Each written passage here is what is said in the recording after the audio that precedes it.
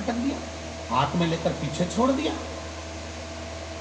अब रावण को हंसी आ गई, ठाका लगाया लंका के राजा रावण। अपने आप को इतना बड़ा विद्वान बनता है आज, जिसको पूजन करना तक नहीं आता, जिसको जल चढ़ाना तक नहीं आता, वो जल पीछे पटक दिया। अरे किसी विद्वान को अपने पास में बिठाना था, वो तुम्हें बता देता कि जल कैसे चढ़ाना चाहिए। किसी पढ़े लिखे को बिठाते अपने पास में, वो तुम्हें समझा देता कि जल कैसे चढ़ाना है, कैसे नियम करना है, कैसी पूजन करना है। कोई विद्वान को अपने पास में बिठाते, वो समझा देता तुमको। राजा रावण को हंसी आ गई, और हंसी आते से ही राजा अज का ध्यान रावण पर चले गया। लंका का राजा रावण आज खड़े होकर बोले, आज लंका का राजा मेरे दरवाजे पर अयोध्या कैसे आना हुआ? रावण कहते हैं कि मैं आया तो तुमको युद्ध के लिए ललकारने था, पर हमारा सनातन धर्म हिंदू धर्म में हाथ की अंजलि में जल लेकर सामने छोड़ा जाता है, पर तुम तो ना जाने कौन सा विधान लेके आए कि पानी को तुमने पीछे फेंक दिया। ये तुमने करा क्या?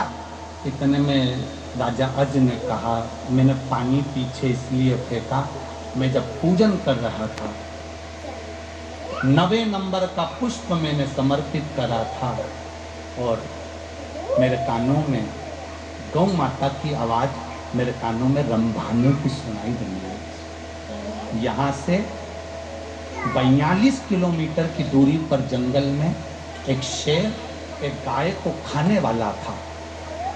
गाय ने मुझे पुकारा, नगर का राजा संभालो, राजन संभालो, गाय रंभाई। मैंने जल उठाकर पीछे फेंक दिया। रावण कहने लगा, तुम्हारे पूजन में पीछे फेंके हुए जल से होगा क्या? राजा अज ने कहा, वो जल शेर को मार दिया होगा, गाय को बचा लिया होगा। रावण कहता है, पानी से शेर मरता है, पानी से शेर मरता है।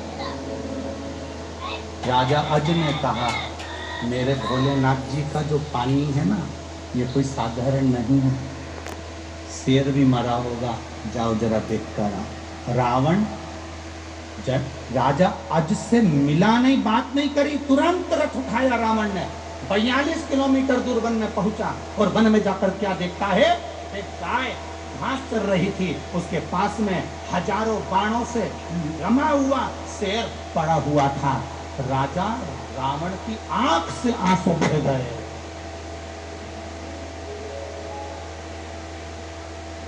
राजा रावण की आंख से आंसू बह गए, और रावण तुरंत वापिस राजा अज के पास आया कि ये जल पीछे फेंका और वो बाण बनकर शेर को लग गए, ये जल था कौन सा?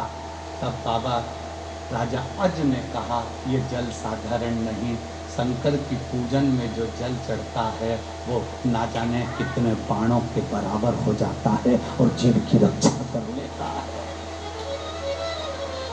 रावण ने राजा अज के हाथ जोड़े, राजा अज को ब्राह्मण रावण ने हाथ जोड़कर नमन कर कर कहा कि अब मैं जा रहा हूँ। क्यों महाराज, आप तो मुझे ललकारने आए थे। राजा रावण ने विचार करा, जिसका केवल पानी हजारों बाणों के बराबर हो जाता है, अगर इससे युद्ध लड़ लिया तो रावण तो 1 मिनट में निपट जाएगा, इसलिए मुझे युद्ध नहीं करना, मैं नहीं लड़ सकता। लंका का राजा रावण वापिस चले गया। लंका का राजा रावण वापिस गया, और रावण जब वापिस गया तब राजा अज विचार कर रहे थे कि मेरे घर संतान नहीं, और शिव की कृपा ऐसी हो गई, जो 10 पुष्प राजा अज शिव को समर्पित करते थे, उस पुष्प का पुण्य मिल गया। एक एक रथ निकले, एक एक रथ।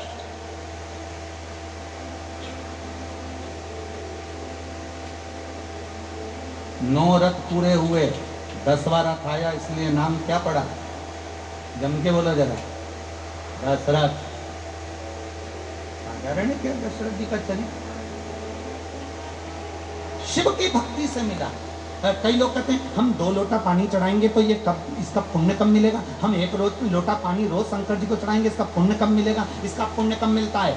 राजा आज भगवान शंकर की आराधना करते करते जिंदगी निकल गई थी राजा आज की, और जल चढ़ाते चढ़ाते जब जीवन निकल गया, उस जल में बल अपने आप महादेव दे देता है। उस जल का बल क्या है?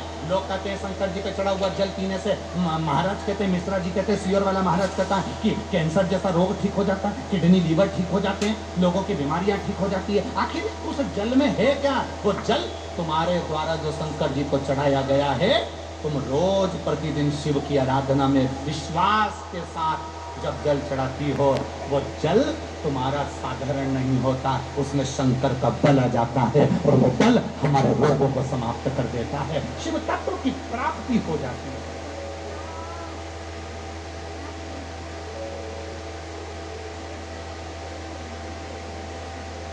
अब लंका का राजा रावण तो कितना विद्वान था। लंका का राजा रावण भी हंसा था राजा अच को देखकर जब उन्हें पानी पीछे फेंका। दुनिया के कई लोग हैं, हम इस व्यासपीठ से आपको बता देते हैं कि ये कर लेना, ऐसा करो, कनेर का पुष्प चढ़ा दो, दुर्वा चढ़ा दो, बेलपत्र चढ़ा दो, मूंग चढ़ा दो, चावल चढ़ा दो, ऐसे कई ढेर पड़े होंगे जो 24 घंटे हंसते होंगे। ये चढ़ाने से ऐसा होता है क्या? ये चढ़ाने से वैसा होता है क्या? ढेर पड़े होंगे जिनके पास में 24 घंटे कोई काम नहीं है, केवल निंदा, केवल बुराई। फेसबुक चलाओ, यूट्यूब चलाओ, एक बुराई छाट दूसरी लिख दो, दूसरी चाहो तीसरी लिख दो। जब जब आप कोई अनुष्ठान करने बैठोगे, जब जब आप अभिषेक करने बैठोगे, जब जब आप बेलपत्र चढ़ाने बैठोगे, जब जब आप कनेर का पुष्प चढ़ाने के लिए जाओगे, दूसरे तुम्हारे पास में आकर हंसेंगे और तुमको उस जगह से हटाने का प्रयास करेंगे। समझ लेना कि वो इसलिए आया है कि हमारे मन का मनोरथ पूर्ण ना हो, इसलिए वो बीच में अड़चन डालने के लिए आया है। पर अगर तुम्हारा विश्वास पक्का है और तुमने एक दुर्वा, एक बेलपत्र, एक कनेर का पुष्प भी, एक चावल का दाना भी, एक लोटा जल भी अगर विश्वास के साथ शिव जी को समर्पित करा है, तो फिर शंकर तुम्हें खाली नहीं छोड़ता, झोली भर कर ही छोड़ता। ये निश्चितता है।